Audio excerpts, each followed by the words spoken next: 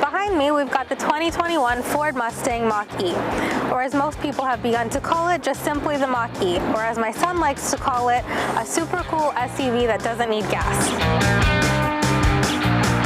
Shockingly, I really like the Mach-E, which is surprising for me because I tend to gravitate towards the bigger SUVs that provide more height and in turn a little more space. I usually like the boxier look, but for some reason the simple and sleek design of this SUV is winning me over. On paper, it's a great family car. It'll save a ton of money on gas since you literally need none.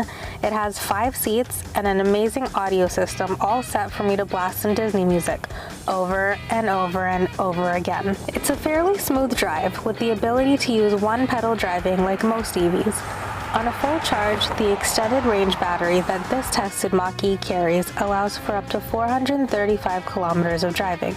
Having 3 kids, I can confidently say that most two-row SUVs are not made for families with more than 2 young children. This one is no different. It's not impossible to fit them in, but if you're looking to avoid a fight, I'm sorry to say, this probably isn't going to keep them far enough apart.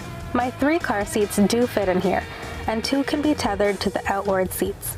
Though, as usual, it's a bit of a squeeze to comfortably fit all 3. Legroom isn't the greatest for the average adult, but for the kids there was more than enough room in the back seat, especially if I'm driving and the seat needs to be pulled all the way forward.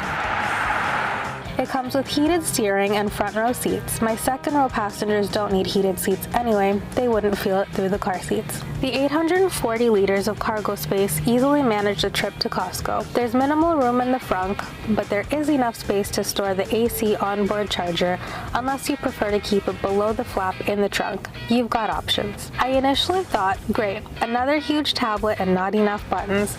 But again, I was slowly won over by the simplicity of the screen's options. The portrait-oriented 15.5-inch LCD touchscreen is extremely intuitive and has simple swipe capabilities. I don't even mind the climate control buttons being a part of the touchscreen. At least it has a separate section and you don't need to go searching through a menu to find it. Bonus points for the volume knob. I also love that Ford gives you the option to see exactly where the car's energy is going. Aside from the fact that now my husband can tell me exactly how much energy I'm wasting with the heat blasting. The base trim of the Mach-E starts at just over $50,000, but this premium trim that includes the extended range battery is quite pricey at a bit over $70,000, while the GT Performance Edition can easily run you $85,000 with freight and taxes. At the end of the day, is this a family car? Simply put, it's not a horrible family car. Is it the family car? I don't think so. It's fun, it's interesting, it's a Mustang after all. If you're looking for something affordable, this isn't it.